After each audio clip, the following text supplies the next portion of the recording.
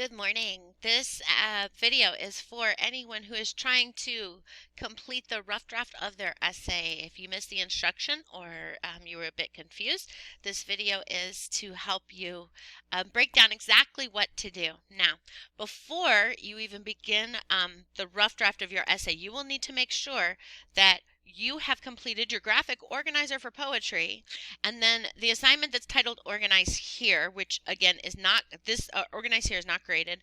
That's just for you to put your thoughts together and for us to practice our race strategy and turning our race strategy into an essay. So if you have not done Organize Here, then you will need to go back, watch that video, complete Organize Here, and then get started on your essay. Okay? So, are we ready to go? So I need you to open up your Organize Here. In class, in the video that we did together, we answered the question that was the prompt, which is, how does Amanda Gorman use figurative language to express her theme? And we determined her theme. We have two different poems. So if you are University of Hawaii, this is not your theme. We did our theme together in class. If you are Sac State, this is your theme. So our theme is, if we work together, then we can achieve anything. Hawaii, your theme is very, very similar to that. A lot of poets have continuous themes that run throughout many different topics. Now we have, also discussed the thesis, which we have written here. We have our main idea, and we found lots of evidence. So now we're ready. If we have done all of these, we are ready to start our essay, because those are all the pieces of our essay. So what we're going to do is we are going to open up Poetic Analysis. We have our rubric at the top, and I'm going to go over the rubric after I format the essay. So I want to show exactly how we're going to format and what's going to go where, and then show you which parts of the rubric are going to correspond with the different parts of the essay. So where does an essay start? Every strong essay starts with a hook. Do you remember what the purpose of the hook is? Yes, the hook's purpose is to catch the reader's attention and draw the reader in and focus the reader on exactly what you are trying to say. That's the point of the hook. Pique the reader's interest. What are the types of hooks that we can use? Does anyone remember? Yes. Okay. So the one that we've been pushing in sixth grade is called anecdote, which is a very short story, a very short thing that happens, an event, to connect the reader to whatever you're trying to say. But we also, if we're writing a persuasive essay, we want to possibly look at a surprising fact. We can also use a direct quote. And in this particular essay, probably the strongest would be a direct quote. So you want to have, you want to go through, both of the poems have many options for this. You want to try to find one or two lines that expresses Amanda Gorman's theme in a very small, strong way. That will ground the reader. That will focus the reader. Also, bonus points if you choose a direct quote that summarizes the theme and includes either a repetition or alliteration. Alliteration would be the easier one to find in both of your poems. So we start with a hook. Choose your hook. And then you're going to take your thesis and your theme and write them after. Remember, if you've done your Organize Here lesson, we already have that finished. And our main ideas. What are we have two main ideas. Our two main ideas are,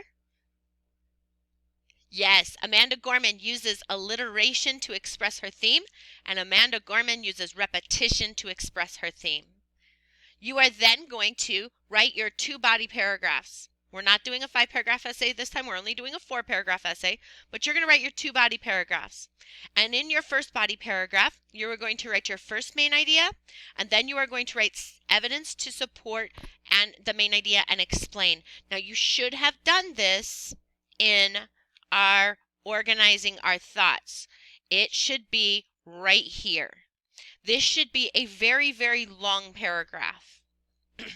The reason why our second paragraph on alliteration for both poems is going to be very, very long is because you are supposed to find a minimum of 4 examples of alliteration and explain what the alliteration is. Now, if you need a refresher on that, go back to the Organize Here video.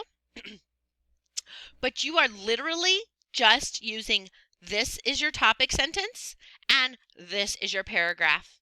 That's paragraph 2. This is your topic sentence, and everything you wrote down here is your paragraph. That's paragraph 3. And just like that, our essay is almost complete. Oh, wrong one. Sorry about that. So our body paragraphs are already finished. Now, we need to go to the conclusion. And for the conclusion, we use the hashtag no new friends. And the reason why we do is because we're literally just restating the things that we said earlier. So take your thesis, take the words of your thesis, and restate them in your own way. You're going to do the same thing with your main ideas. So our thesis is that Amanda Gorman uses figurative language to express her themes in her poems. Our main ideas is that in our poem, the Miracle of Morning, and The Hill We Climb, depending on which class you're in. Amanda Gorman uses alliteration and repetition. Those are our main ideas. And now, wrapping it in a bow. It depends on what kind of essay we're writing. It's just like the hook. We want to express, give our reader a sense of closure, a sense of put togetherness. That's the purpose of that very last sentence. And now this is another opportunity for you to use a direct quote from Amanda Gorman that either has alliteration or repetition that expresses the theme. In this one, you definitely want to try to find a direct quote that uses either alliteration or repetition and expresses the theme that we agreed on in our class. Okay? I hope this helps. Let's talk about, before we go, let's talk about our rubric. So this is an IB rubric. This is very a little bit challenging, and I want to keep these videos under 10 minutes, so I'm going to go really quickly through this. I want to start at the bottom. Justifies opinions, ideas using examples, explanations, and terminology. You need to use the big words. We are looking for, when you choose, for example, alliteration, many of you chose actually, you know what? I'm going to use my alliteration. This is mine. To compose a country committed to cultures, characters, conditions of man.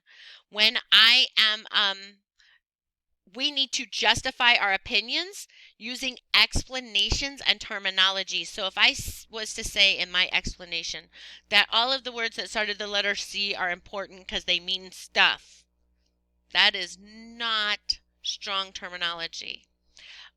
Go back to the Organize Here if you need help with how to what terminology to use.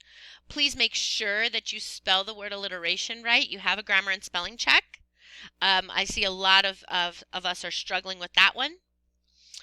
But this is the E part of race. So you have your restate and your answer and your cite, your explanations that explain how your evidence is alliteration or repetition and how your evidence expresses the theme. You have to do 2 explanations, explain what kind it is and what it does, what kind of figurative language it is, and what function it serves towards the theme. That is this section. So go through your essay in paragraphs 2 and 3, highlight your explanations and say, did I answer whether it was alliteration or repetition? Did I identify how it was alliteration or repetition? Did I explain how this alliteration and repetition explains the theme? Yes? I'm good to go. All right, right here we have the middle section is identify and comment on creators' choices. So right here, identifying, you need to make sure that you actually choose alliteration. Some of us are choosing rhymes. Some of us are choosing just random phrases from the poem, and some of us are using metaphors because we did metaphors with our last, and some of us are using Miss Brown's example that we know that we cannot use to compose a country committed in cultures, colors, characters, and conditions of a man. That's what I'm. Oh, sorry. That's what I'm looking for here. Identifying actual alliteration and repetition. That and then right here is identifying parts of, it says identifying and commenting upon significant aspects of the text. And what that means is, are you actually choosing parts of the poem that relate to the theme?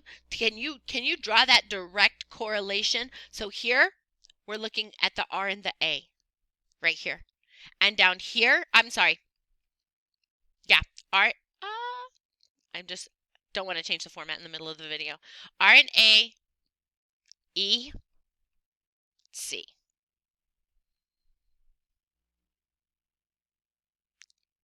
Now, if you look at your essay, there are 3 sections here. That means 24 points, and your essay is worth 32 points. The first thing, you have got to put a header, 4 points for your header, and your header has to be in correct format. There are 4 parts, 4 points, you can do the math. First and last name has to be first. Miss Brown, that's me, has to be second. February 5th, that's the day it's due, which is tomorrow, is third. And then our class name, which is MYP English 6, is the last thing you put on the line. That is MLA format, and you put it in the header so that it'll appear on every single page. And then the other 4 points is grammar and spelling, because every single one of us have in our tools a grammar and spelling, where you can click here and do a grammar and spelling check. Please do that. Many of us are spelling basic words wrong because we're not taking the time to reread what we did. We're not taking the time to hit that tool button and use our resources. That's the other 4 points. So it's a total of 32 points. And don't forget, there will be tutoring on Friday from 2:30 to 4. If you come to tutoring, you need to come with your rough draft complete. You need to come to tutoring with your rough draft complete. The video is to help you get to your rough draft, and then tutoring is to help you clean it up. Okay? I hope this helps. I'll see you guys later. Bye.